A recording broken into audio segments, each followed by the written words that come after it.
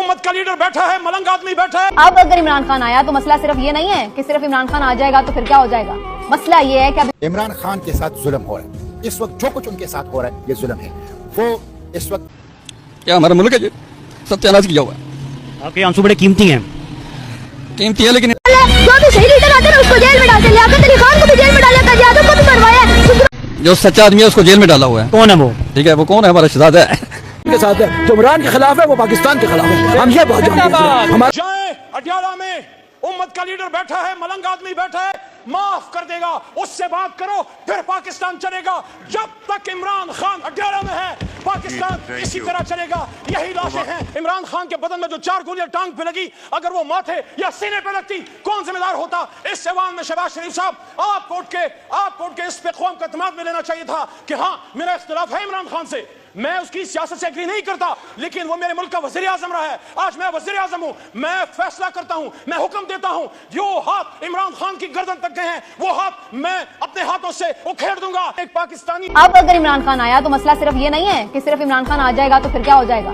मसला ये है कि अब इमरान खान आया तो फिर वो काबू में नहीं आएगा, वो कंट्रोल से बाहर होगा। उसको पता होगा कि वो अवाम की सपोर्ट से आया, और यही खतरा है कि सब इस बात पे अब डरे बैठे हैं कि अब वो वापस आया तो फिर नहीं छोड़ेगा।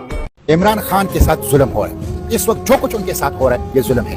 वो इस वक्त ज़मीर का कैदी है और इस वक्त पॉपुलर लीडर है। वफाकी हुकूमत उनका हक था, उनकी पार्टी का हक था, उनसे जबरदस्ती छीन लिया गया है और उनको इनके खिलाफ नैब को इस्तेमाल किया जा रहा है, उनके खिलाफ मीडिया ट्रायल किया जा रहा है और उनको नाजायज कैद के अंदर रखा गया है। इसलिए मैं मुतालबा करता हूं कि फौरी तौर पर इमरान खान को रिहा किया जाए। इमरान खान को फौरी तौर पर रिहा किया जाए। पाकिस्तान जबरिस्तान बन गया है। उन्होंने तो डेमोक्रेसी को डाकूक्रेसी बनाया हुआ है। वो चोर हैं। डेमोक्रेसी के नाम पर जो डाकूक्रेसी है और जो इसके पीछे उनके हैंडलर हैं, उनके चलाने वाले बिठाए गए हैं, वो इलिजिटिमेट हैं, वो हक ही नहीं रखते इक़्तिदार का, वो हारे हुए हैं। चंद लोगों का टोला है जो इस वक्त पाकिस्तान के ऊपर हुकूमत कर रहा है। कोई जमहूरियत नहीं है, कोई डेमोक्रेसी नहीं है, बल्कि जो टोला मुसल्लत है उन्होंने तो डेमोक्रेसी को डाकूक्रेसी बनाया हुआ है। वो चोर हैं और वो लूट रहे हैं पाकिस्तान को। आप देखें जो बजट आया है वो तो डेथ वारंट है पाकिस्तानियों के लिए, वो तो पाकिस्तानियों के लिए मौत का मंसूबा है।